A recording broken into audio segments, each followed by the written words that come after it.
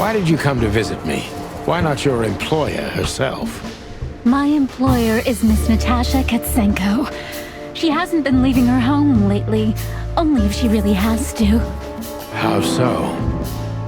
Miss Natasha is afraid. She's scared because of those unwanted messages, and everyone knows who she is. So she's that kind of woman. I don't know what you mean. Of course you do, Deborah. Thank you, by the way. We're finally getting somewhere. We avoided the point long enough. Deborah's hiding something, no question. Let's focus on that.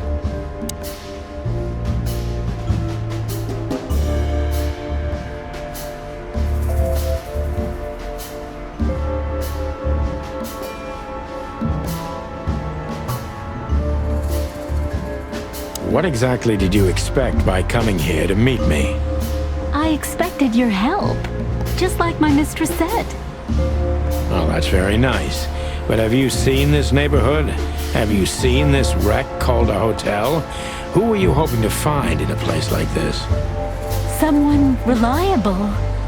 Well, I am reliable. And discreet. That's right. And thorough. No question about that. And has a heart of gold. Okay, let's stop it right there.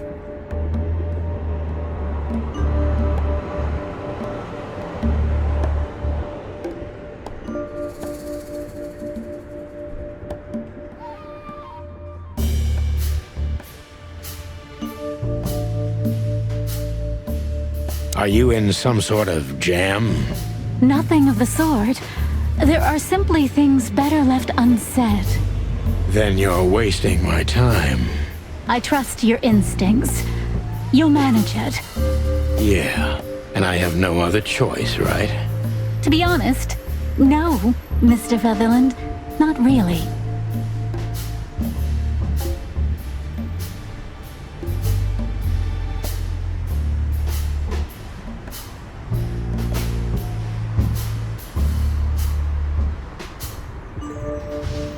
Don't you think this whole thing is a little suspicious? Look, Santino. I'll explain everything. I have no doubt about that. You look just the type, sweetheart. No offense. I'll take that as a compliment. Or maybe I'll act like I haven't heard it. You see, we're starting to understand each other.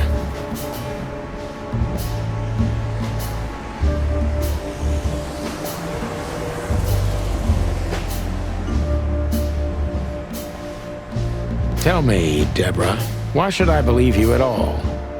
Because my mistress trusts you. Should that be enough? If you really like what she thinks you are, then yes. Damn, what can I say to that? Look, I didn't mean to back you up against the wall. You have a way with words, sweetheart. Did you ever want to be a cop? No, not for the world. Smart answer.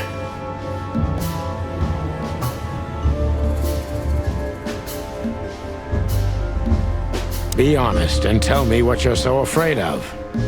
You know, Mr. Featherland, my mistress's partner is Hobart Wessler. Or as most people know him... Ibn Wessler, the kingpin. Exactly. Feathery gods, help me. So you get it now. The secrecy. To put it mildly, I think I understand it all. Wessler. This little piece of the puzzle changes everything.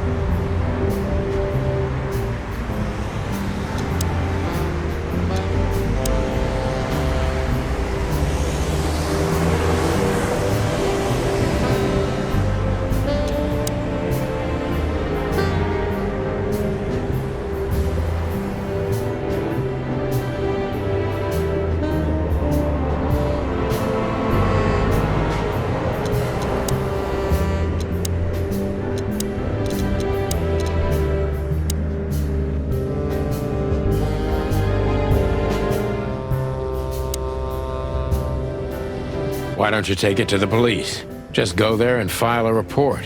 Photos, flashing lights, fingerprints, you know the drill. The evidence is very clear. Even a moderately talented detective could easily wrap this case up. Or just try the phone. 555-111. Please, take a look at this. Well, okay. Let's see.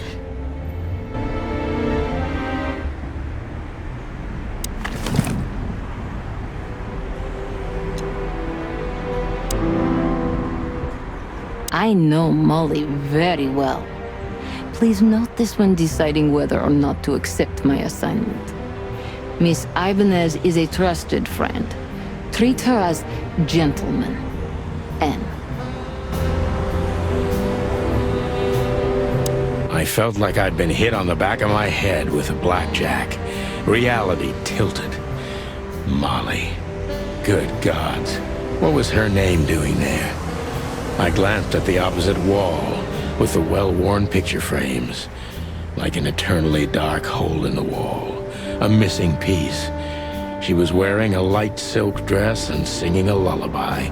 The waves caressing her beautiful long legs. Why Molly? Why now? Mr. Featherland?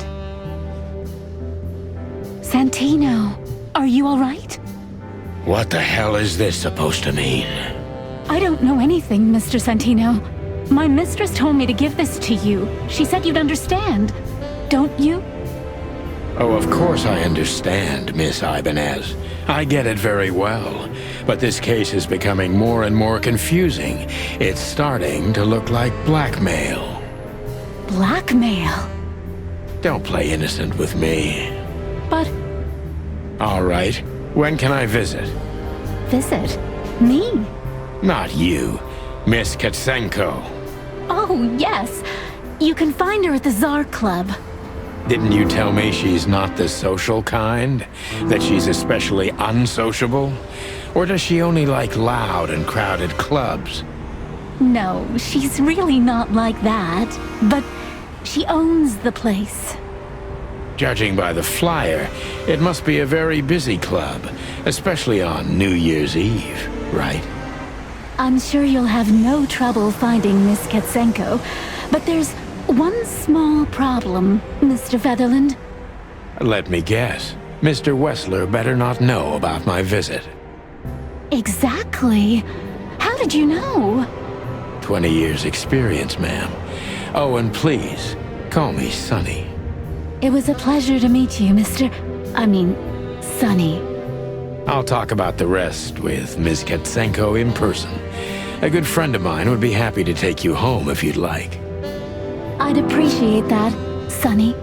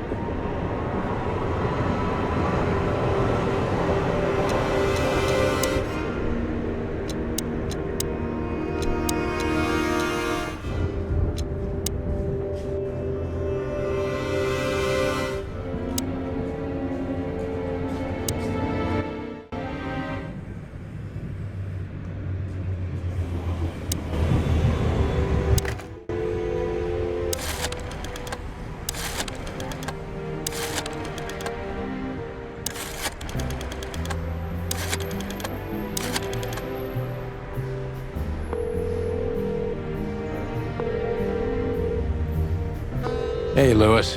Am I bothering you?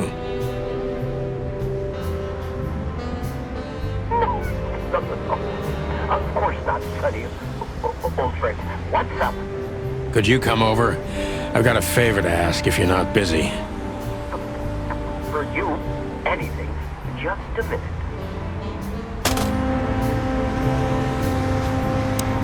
Lewis arrived a few minutes later. He lived in the rooms above, so it wasn't difficult getting here, not to mention that he's a rabbit. It was a quick hop. The Atlas Hotel was his inheritance. It was once a well-renowned place, but not anymore. The last economic crisis ruined it, and now, besides me, he was the only resident of this enormous place.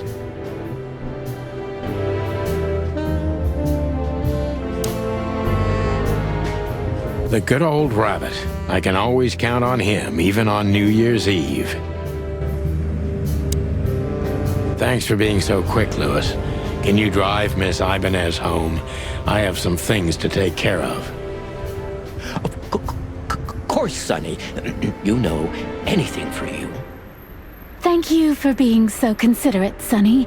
I appreciate it. Don't mention it. Goodbye, then. So long, Deborah. Before I visit the club, I have to take a detour. I've got a feeling that this case isn't going to be a one-man job. And there's only one bird in this city I can trust. My ex-partner, Marty. He's going to be at the station. I can only hope he'll be willing to talk to me.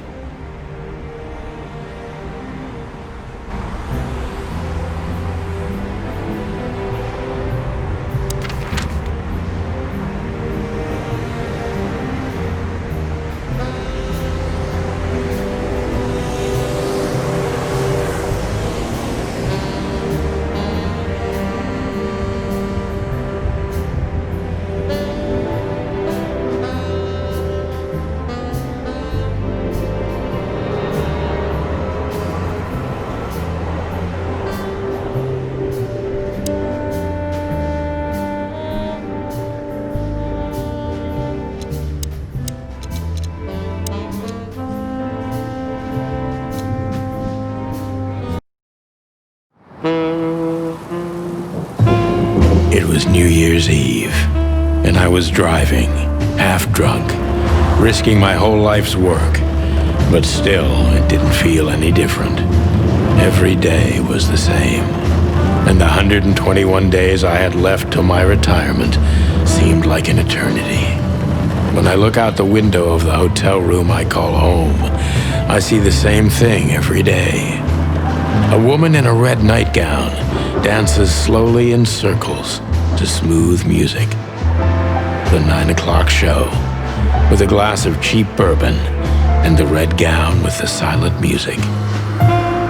In the meantime, the proud city of Clawville is slowly eating itself alive. And we're still here, with nothing left to lose but our sanity, while others, the smart ones, had already gone. Molly. Does her name really upset me this much? All those years of solitude, and I still jump without question every time I hear it. And then there's Marty, my ex-partner, who hates me. But I know I have to speak with him, no matter what. Why do I feel like the past is watching me on this goddamn night?